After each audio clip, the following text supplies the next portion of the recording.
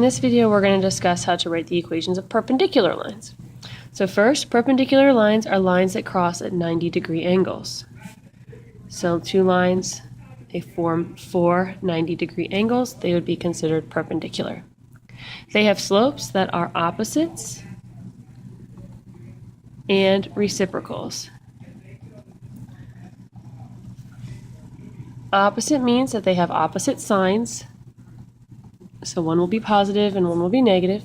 And reciprocal means that when you multiply the slopes together, the result is going to end up being a -1. Reciprocals have the product of 1 if you multiply them together, and since they have opposite signs, these two slopes means that the product of the two slopes will be -1. You can also think of reciprocal as an upside down fraction. Any lines with the same slope, any lines with, I guess I didn't fix this when I printed my notes. Any lines with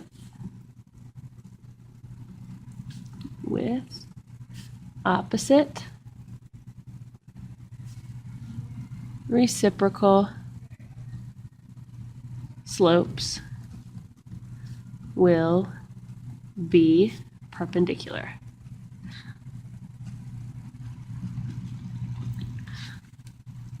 Okay, so next examples, we're matching the perpendicular lines below. So if I look at this first one, my slope is 1/2. The opposite reciprocal of 1/2, so to take the opposite, it would become negative. And then I'd flip this upside down, so it would be 2/1. So I'm looking for a slope of -2/1 or -2, which means this line and this line are going to be perpendicular. Right? If I look at this one, I have -5/6, so the opposite's going to be positive, and the reciprocal is going to be 6/5. So I'm looking for a slope with a positive 6/5, which means that this line and this line will also be perpendicular. Okay? Writing the equation for a perpendicular line. Okay, some steps. First, we have to identify the slope of the original equation, and then we're going to use the perpendicular slope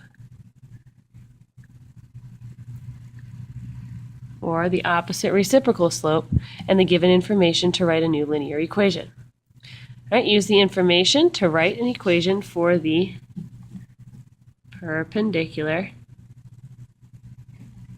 line.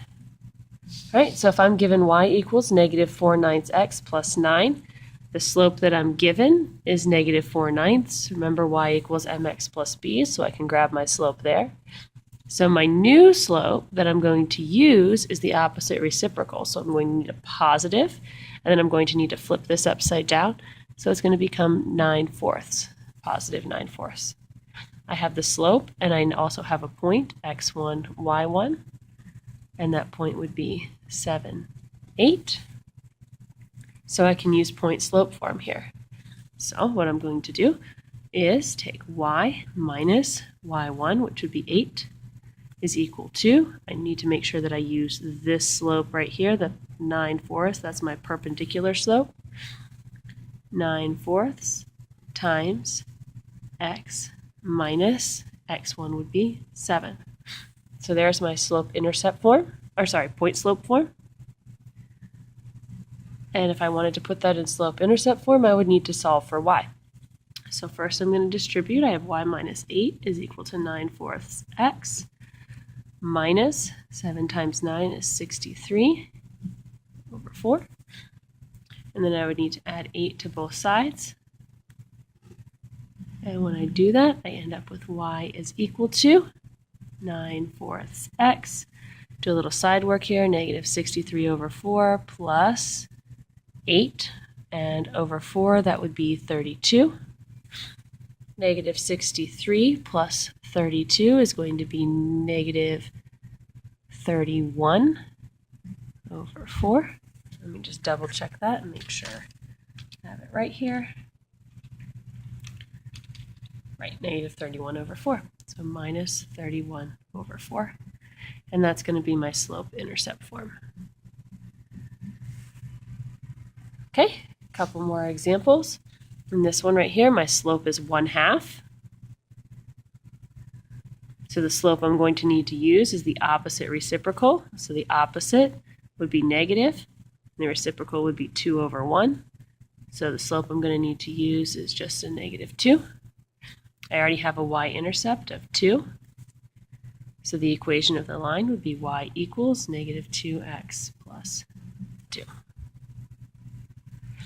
Last example, I have point slope form given to me, so I can pull m out of this formula. It's right here. So the slope that I'm going to need to use would be the opposite reciprocal. So this is positive. I'm going to need a negative. And the reciprocal, I'm going to flip this upside down, so that would be 9/7. And again, 0, 8, that's actually a y-intercept.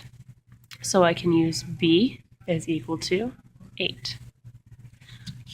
So if I plug this into my equation for slope-intercept form, y is equal to m, -9/7, x plus b, which is 8.